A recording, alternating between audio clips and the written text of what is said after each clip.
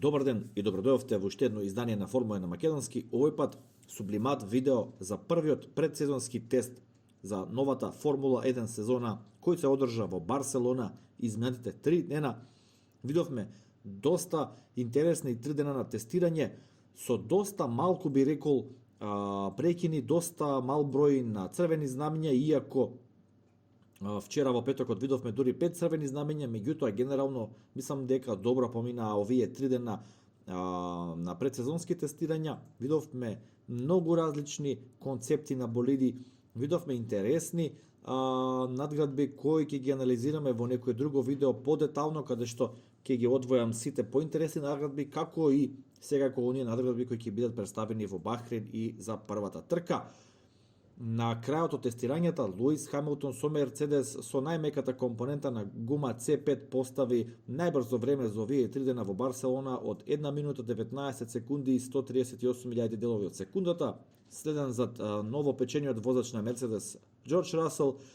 Перес со Red Bull трета позиција со C4 компонента, Ландо Норис Мекларен и Чарлс Леклер комплетираат тоа, би рекол, таа група на брзи возачи, кои генерално доминира секој ден во предпланените и попланените тестинг сесии.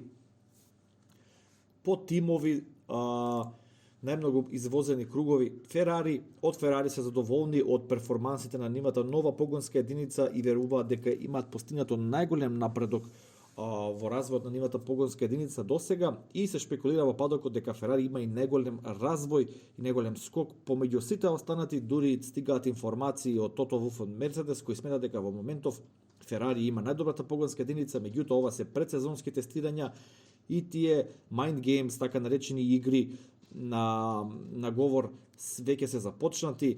Од Ферари тврдат дека Мерцедес и Red Bull се уште немаат покажано ништо и дека нивното вистинско лице ќе го видиме дури во Бахрейн. Мекларен смета дека Ферари се најбрзи, Мерцедес смета дека Ферари и Мекларен се побрзи од нив, секој смета дека секој е побрз. Така да тие војни веќе се започнати преку медиумите, ништо нема да знаеме секако до првата квалификацијска сесија во Бахрейн, меѓутоа мислам дека со вториот тест доста нешта ќе бидат појасни.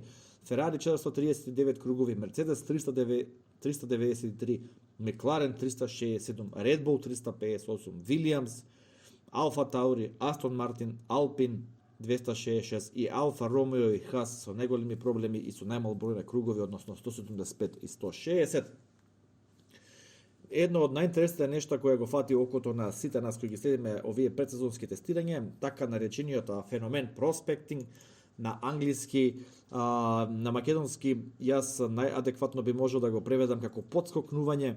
Тоа е еден момент кога со овие нови правила на аеродинамиката болидите достигнуваат максимум на потисна сила од тој ефект на уземјување преку вентури тунелите кои се лоцирани на новите подови ке болидите на Формула 1, со тоа што во момент толку ниско се спушта болидот, практично се залепува до земја, што го прекинува течението на тој воздушен тек, односно циркулацијата на тој воздушен тек, и за момент се губи потисната сила и болидот веднаш се враќа на неговата нормална, би рекол, висина и повторно доаѓа тој воздушен тек, циркулира, повторно создава голема потисна сила, повторно го вшмукува, го привлекува болидот, го уземјува кон асфалтот и се така, како што може да видите на оваа кратка снимка која се надам дека нема YouTube да ја блокира.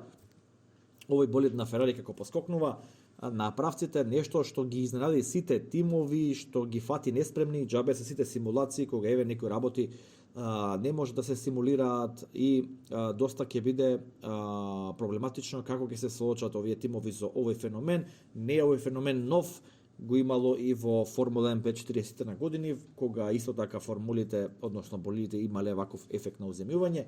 Меѓутоа ќе видиме овие нови болиди тимовите како ќе се снајдат. За сега, според оние информации што ги имаме, Мекларен најмалку страда, а Мерцедес највеќе страда од овој феномен.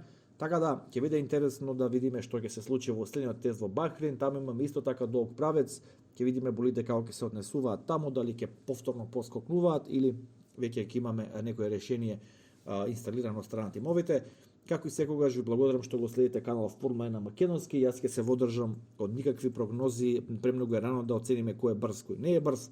Тоа ќе го направам кон завршување на предсезонските тестирања во Бахрейн ќе посветиме едно видео со наша прогноза и така натаму. Како и секогаш уште еднаш ви благодарам што го следите каналот Формула 1 на македонски, лайк, шер, субскрајб и се гледаме во некоја следна прилика. Поздрав!